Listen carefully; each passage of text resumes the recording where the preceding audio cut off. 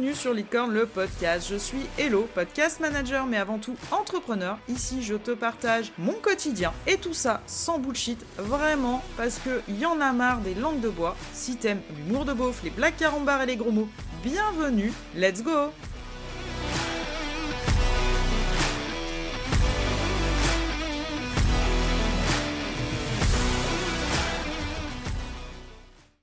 Je vais te poser une question. Il n'y a pas des trucs dans l'entrepreneuriat, quand tu t'es lancé, tu t'en faisais une idée, et aujourd'hui, il y a des choses qui te sortent par les yeux. Tu sais, ces trucs qui t'agacent et tout, machin. Moi, il y en a plus dans perso, et j'ai envie de t'en parler aujourd'hui, tout simplement pour qu'on se détende le slip un petit peu. Tu sais bien comment je suis, oui, je peux être très sérieuse, mais j'aime bien aussi rigoler un peu, voire beaucoup.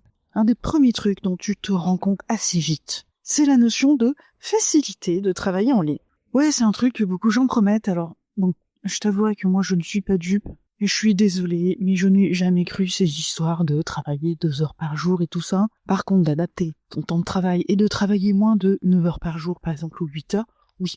Mais du coup, en te lançant à ton compte, tu te dis, ouais, je vais avoir de l'argent, entre guillemets, facilement, j'entends, c'est-à-dire, il va falloir quand même bosser, hein. Je veux pas te cacher le truc, je pense que tu le sais. Mais je vais pouvoir travailler comme je le souhaite, ça va être easy peasy, je vais me faire mes petits horaires et tout, et derrière tout ça, t'y mets le sentiment intégral de liberté. La liberté de faire tes choix, la liberté de travailler quand tu veux, d'où tu veux, avec qui tu veux. Désolé, mais je crois, honnêtement, que c'est le pire bullshit que j'ai pu me dire et que tu dois certainement te dire. Et en général, ce bullshit, tu te le démontes, auto-démontes, on va dire, tout seul. Parce que tu te rends compte que c'est pas si facile que ça. Tu te rends compte qu'au final, tu t'es lancé en te disant oui, je vais travailler tous les matins et l'après-midi je ferai rien, je bosserai pas le soir, je bosserai pas le week-end, et que tu es très vite rattrapé par la réalité. Tout comme je ne travaillerai qu'avec tel type de personne ou autre, je suis désolée, mais quand tu commences, pour savoir avec qui tu peux vraiment travailler, il faut accepter d'autres clients.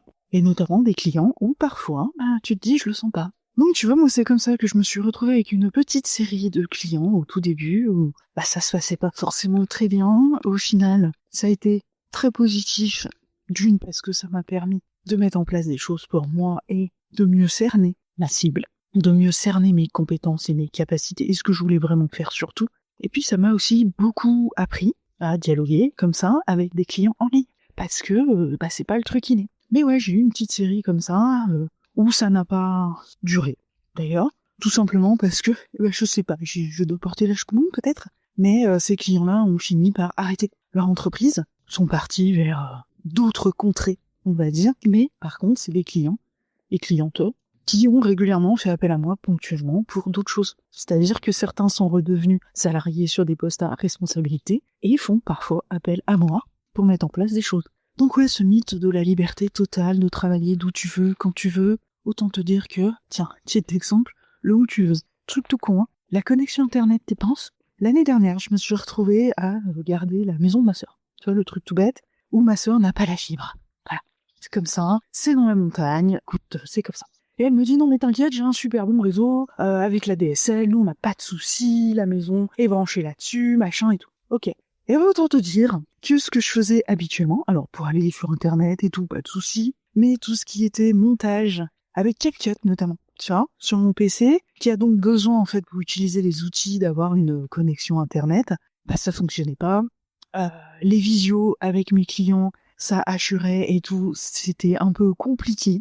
Donc tu vois, sans aller vivre à Bali, en fait, j'ai déjà expérimenté le fait d'être digital nomade, et sérieux, j'ai pas kiffé. Voilà. Donc tu vois, c'est tous ces aspects-là pour lesquels bien souvent on se lance, de se dire ouais, je pourrais faire mes horaires, je pourrais faire ce que je veux, je pourrais travailler de mon canapé, je pourrais travailler dans un café, tout machin. C'est pareil, tu travailles dans un café, il y a d'autres contraintes. Si t'es en visio avec un client, il y a du monde autour, ça fait du bruit, c'est pas top quoi. Donc voilà, ça c'est une des premières idées reçues que je me suis clairement pris dans la couarde au début, même si, je te le répète, moi, l'argent facile, c'est pas le genre de truc auquel je crois. Et il y a d'autres trucs, par contre, pour le coup, qui m'énervent. Et je pense que là, je vais ouvrir la boîte à ouin, mais on va parler un petit peu des gens qui te ghostent. Oui, genre t'envoies des devis ou tu réponds à des heures improbables parce que t'es sympa et que tu es sorti de tes règles de ne pas répondre le week-end, le soir, peu importe, et que, en fait, ces gens te la font à l'envers. Moi, j'ai un exemple très concret qui est arrivé il y a pas si longtemps. On m'a demandé en pleine nuit. Alors, je n'ai pas les notifs la nuit, donc je m'en branle. Mais en pleine nuit, une personne me contacte via Insta pour me dire c'est urgent, machin, faut qu'on se parle. J'ai un projet podcast, faut qu'on se parle. Je vois le message le lendemain, je lui réponds, je pose des questions. Parce que oui, autant avant. Oui, alors attends, autre truc, tiens, je fais une petite aparté. Ouais, c'est un épisode dans ma tête, j'espère que tu vas arriver à suivre. Au tout début aussi, c'est pareil, on se foutrait à poil pour nos clients ou pour un potentiel prospect. Du même style que une personne qui viendrait te trouver pour te demander ce que tu proposes, quel service et en quoi tu peux l'aider. Limite, tu lui balances ton lien Calendly direct. C'est des choses que tu apprends ensuite à faire différemment. Et fin de l'aparté. Donc le lendemain, je lui réponds. Elle me dit non, mais c'est urgent, faut absolument qu'on se parle. Donc bien entendu, vu qu'elle m'a écrit à 3h du matin, autant te dire qu'elle n'a pas répondu dans la journée. Ah, ok, t'as un projet podcast, on va voir tout ça. Est-ce que tu souhaites prendre rendez-vous? Nous étions un vendredi. Non, ça, sa précision. Et donc elle me répond en fin de journée en me disant oui, je voudrais prendre rendez-vous. Je ne sais pas si tu travailles le week-end, mais c'est urgent. Il faudrait que ça soit avant la rentrée. Donc en sachant que la rentrée était genre le mardi ou le mercredi d'après. Il faut que ça soit avant la rentrée, c'est super urgent. Donc si c'est possible de caler un rendez-vous demain ou dimanche. Ah non. Non, c'est pas possible. Là, tu vois, autant c'est le genre de truc que j'aurais pu faire au début. Putain, ouais, je l'aurais fait. Tu vois. Mais comme quoi t'apprends de tes erreurs. Pareil, ne jamais travailler dans l'urgence. Ça, c'est une connerie monumentale. Si la personne, elle est dans l'urgence, c'est qu'il n'y a pas d'urgence. Ou alors elle s'y est foutue toute seule et qu'elle a procrastiné le délire, quoi. Je pense que tu vois de quoi je parle parce qu'on fait pareil, on est bien d'accord. Donc, je lui explique que non, c'est pas possible le week-end, voilà, et que je suis disponible le lundi sur tel horaire. En sachant qu'à la base, je ne fais pas de rendez-vous le lundi à part pour mes clients. Elle choisit un horaire, jusque-là, tout va bien. On fait l'entretien, on fait le rendez-vous, appelle ça comme tu veux. Je lui donne quelques conseils, en fait, sur son projet, sur la manière dont, personnellement, je vois les choses et sur comment je pourrais l'accompagner si elle décide de travailler avec moi. Et en fait, ça fait 2 mois. Voilà. Elle me dit, écoute, de toute façon, c'est tellement urgent que je reviens vers toi sous 1 semaine. Oui, je ne l'ai pas relancé.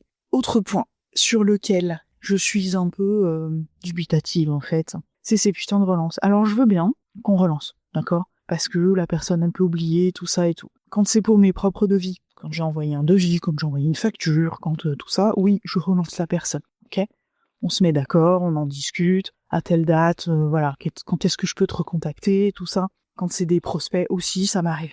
Mais j'ai une vision bien simple, et une vision que je donne en fait aux gens quand je fais un rendez-vous avec eux. On est des adultes, et on est donc entre adultes. Et que si tu viens me contacter pour quelque chose X ou Y, c'est que tu t'es déjà renseigné, c'est que tu es déjà prêt, en fait, tout simplement à potentiellement travailler avec moi.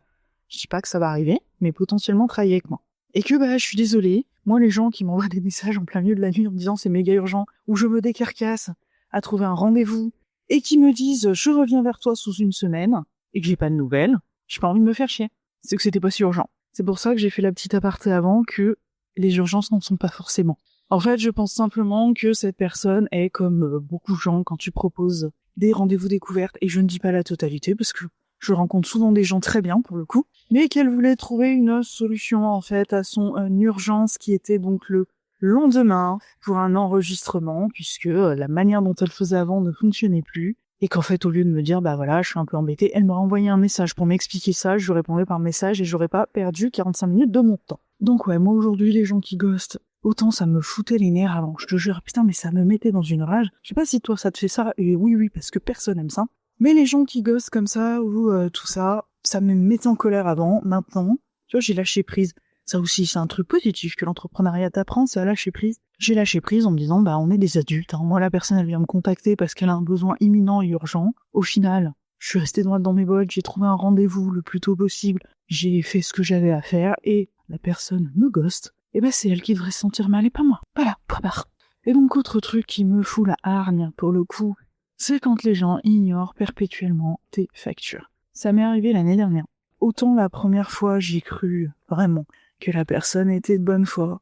Parce que oui, oublier un document, ça arrive, putain. T'as jamais payé tes trucs en retard, toi? Ça arrive, on était dans le jus, on n'y a pas vu, machin et tout. Tu renvoies un message gentiment, écoute, est-ce que t'as pris connaissance de la facture? Ah oui, et tout, je vais la payer, machin. Et puis 1 semaine de plus passe. L'argent est toujours pas sur ton compte, Donc tu reposes des questions. Ah oui, mais du coup, on n'a pas pu parce que tout ça, machin, il y a eu ci, il y a eu là, et il y a eu machin. Et là, j'avoue que ça, c'est le genre de truc, déjà qui m'énerve. Tu finis par être payé. Au bout de 3 semaines, quand même. Alors, c'était pas une petite somme en plus. Mais le pire, c'est que cette même structure a recommencé le mois d'après. Facture envoyée à mon contact, facture transférée au service comptable et facture, non payée, tout ça. Et donc là, pour le coup, il a fallu un mois, cette fois, avec un rappel toutes les semaines. Donc non, je suis désolée, là, la mauvaise foi, ça passe pas. Il y a eu d'autres cas aussi, où on m'a prétexté un problème de virement, un truc comme ça, alors que le virement fonctionnait depuis 6 mois, je vois pas pourquoi il y aurait eu de soucis là-dessus, bref. Donc ça, tu vois, c'est le genre de truc où, autant au début, moi ça me foutait la rogne, mais je me sentais mal parce que j'avais j'avais honte en fait de réclamer mon argent. Non mais c'est fou, putain, c'est complètement con. J'avais honte de réclamer ma thune alors que j'avais travaillé pour et tout machin. Alors qu'aujourd'hui, j'en ai plein à foutre. C'est ce que je te dis, l'entrepreneuriat t'apprendra à lâcher prise au fur et à mesure des années. Aujourd'hui, c'est j'ai bossé, tu me dois ma thune, en fait.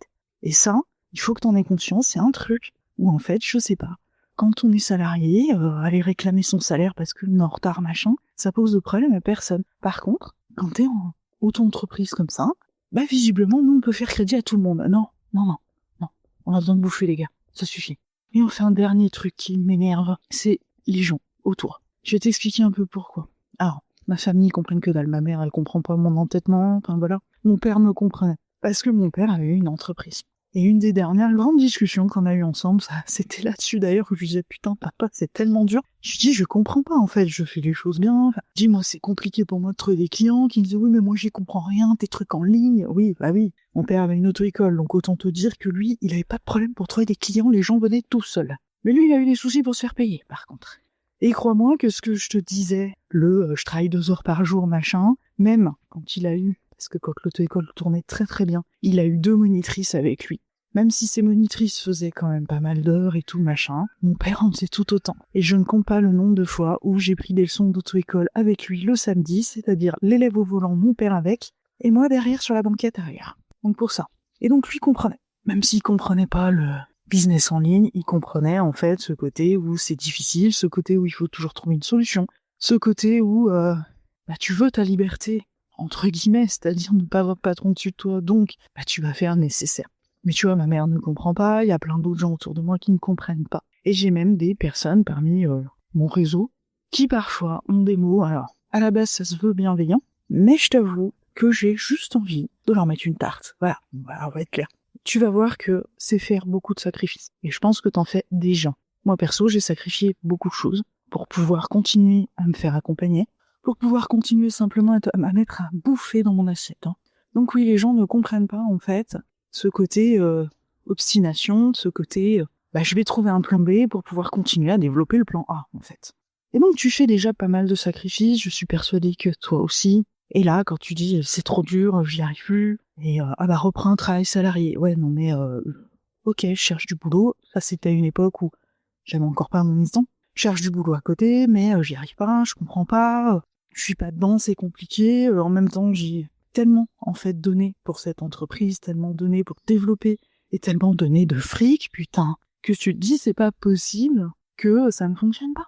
Et un jour, quelqu'un m'a dit oui, tu sais, être entrepreneur, c'est faire des sacrifices, et je pense qu'il faut que t'en fasses encore. Et là, je te jure que quand toi, t'es là à compter chaque centime, à te dire comment je vais payer mon loyer, à te dire, alors attends, est-ce que je peux investir dans cet outil-là, ou en tout cas investir dans un coaching ou autre qui me permettra de développer une nouvelle compétence, machin et tout, sans me foutre dans la merde, sans me foutre dans le jus, et en gardant un coussin de sécurité. Moi, je vais être clair avec toi, je vais te le dire, je suis pas une grande fêtarde, les restos, machin, les sorties, c'est pas trop mon truc déjà de base. Mais là, il y en a plus depuis 3 ans. Le dernier que j'ai fait, c'est ma sœur qui m'a invité au ciné. C'est même pas moi qui ai payé, tu vois, c'est pour te dire. Bref. Donc ouais, depuis 3 ans, moi, les sorties, c'est mort. Depuis 3 ans, le coiffeur, j'y vais une fois tous les 36 de l'an, vraiment. Parce que bon, c'est pas ma priorité, je préfère garder les 45 balles qu'ils me demandent pour couper mes cheveux longs. Tu apprends à vivre différemment, tu apprends à économiser, c'est-à-dire à ne plus dépenser dans cette putain de société de consommation. Donc oui, tu n'as pas besoin de 6 paires de chaussures, de 40 jeans et 36 hauts. Voilà, je te le dis tout de suite. Ça, c'est un des trucs, tu vois, que je me suis inspirée de Steve Jobs, par exemple, tu vois, les grands entrepreneurs comme ça, qui s'habillent toujours en noir ou toujours de la même façon et qui disent, mais t'as une charge mentale, proche de 0, tu te fais pas chier le matin à te dire qu'est-ce que je vais mettre sur le dos aujourd'hui, quoi. Carrément, en fait. Alors, je dis pas que je m'habille toujours pareil, mais je n'ai pas un stock de fringues incroyable. Et perso, je remplace quand, le vêtement est vraiment abîmé et que je ne peux pas le porter.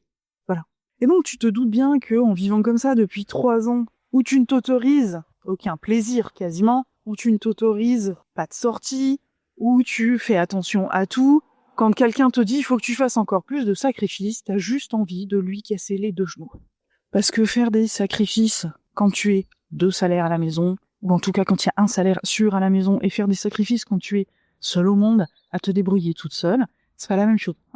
Donc voilà un petit peu le panel des trucs qui me gavaient. Il y a des choses sur lesquelles maintenant, bon, je suis passé au-dessus, j'en ai plus rien à foutre. Il y a d'autres trucs où j'aurais bien envie que la boucle tourne.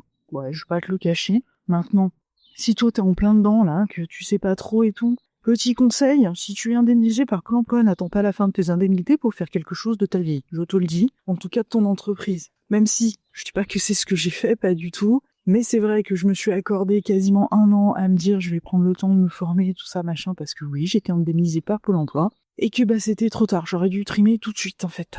J'aurais peut-être gagné du temps. Bon, j'en aurais gagné certainement, et j'aurais gagné d'autres choses derrière. Mais ouais, on a tous des trucs qui nous énervent en fait au quotidien, dans l'entrepreneuriat. Moi je te dis, le pôle numéro 1 qui m'énerve, la majeure partie c'est les prospects, ça va être ça. Après c'est les gens qui te vendent du rêve sur les réseaux. En vendant ton e-book à 17 balles à tant de personnes par jour, et bah tu te feras tant à la fin du mois. Voilà, ça c'est un peu mon cheval de bataille aussi, le bullshit marketing et le bullshit entrepreneuriat, j'ai envie de te dire. Et puis si je devais mettre en 3e position, ce qui m'énerve le plus quand t'es entrepreneur, bah c'est le regard des gens. Tu vois, je te donne une dernière petite pépite sur ce sujet. Un jour, je rencontre quelqu'un dans un groupe. Et il me dit, bah, tu vois, ça c'est les grandes questions quand tu discutes avec les gens, on se dit tous, qu'est-ce que tu fais dans la vie, tu vois, comme si c'était le statut ultime de l'échelle sociale. Je lui explique que je suis entrepreneur, donc à l'époque, je bossais que sur mon entreprise, donc je lui explique ça. Et il me dit, ah ouais, encore un, que mes impôts servent à payer, quoi. Donc je lui demande de s'expliquer, et je lui dis simplement, qu'est-ce que t'entends par là? Ah bah oui, t'es comme tous ces chômeurs qui disent qu'ils sont entrepreneurs parce qu'ils veulent pas dire qu'ils sont chômeurs. Je lui dis, écoute, ça tombe mal, je suis pas indemnisé par Pôle emploi. Donc je lui dis, je ne vois pas, en fait, pourquoi tu me dis ça. Je lui dis, en tout cas, moi, je ne me sens pas concernée. Oui, mais de toute façon, du coup, t'as le droit à des aides sociales, t'as le droit à ci, t'as le droit à là. Donc, de toute manière, à cause de toi, moi, je paye des impôts et machin et tout. Alors, tu vois, c'est la réaction des gens comme ça quand t'as envie de changer de vie. Moi, je lui dis, t'as jamais eu envie de changer de taf, t'as jamais eu envie de... Ah si, tous les jours, mais tu comprends, moi, j'ai mon petit CDI, je suis et ça, et ça, et ça, et donc, moi, je me contente de ça, je m'autorise pas à arriver, ça sert à rien. Ok, très bien. Donc ouais. Tu vois, ça, c'est des trucs un peu retors où, quand tu dis que t'es entrepreneur, les gens te regardent de travers. Quand ils disent, ah bon, tu fais quoi et que t'expliques que tu travailles en ligne, autant te dire que c'est le jackpot. Bref. Mais on a tous des choses, et toutes, qui nous énervent. Donc, n'hésite pas à me dire les tiennes en commentaire, moi je suis curieuse. Classe-les par ordre de priorité. Ouais. Le pire truc en haut. Et après, tu peux... Alors, je sais pas, peut-être que tu t'es limité en termes de nombre de caractères. Je ne te cacherai pas que je suis pas sûre que ça soit illimité et que tu puisses faire un roman. Voilà. Mais n'hésite pas à me partager ça en commentaire. Ou si tu as envie de m'envoyer même un mail en passant par le lien qui est tout en bas là du site. Ou via Instagram. Et puis, je vais te souhaiter une belle journée ou une belle soirée en fonction de l'heure à laquelle tu m'écoutes. Et je te dis à la semaine pro dans un autre épisode.